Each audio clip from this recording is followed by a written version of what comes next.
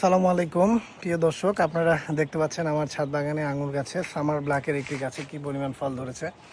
আসলে আমরা অনেকেই আছি যারা নতুন আঙুর ছাদ বাগানে লাগাতে চাই। তারা আসলে বিশ্বাস করতে পারি না যে আসলে ছাদ বাগানে এত সুন্দর আঙুর হয় এবং কি মিষ্টতা এত বেশি হয়।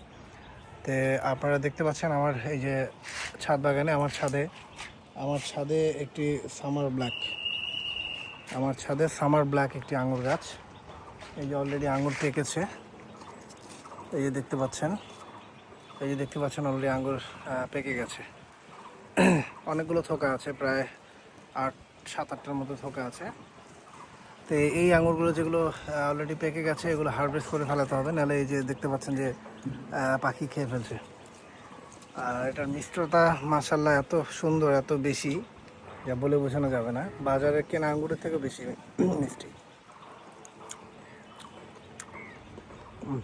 অন্যরকম একটা ফ্লেভার, আঙ্গুরের ফ্লেভারের মধ্যে একবারে অন্যরকম একটা ফ্লেভার আছে এটাতে। খুব ভালো, মাশাআল্লাহ।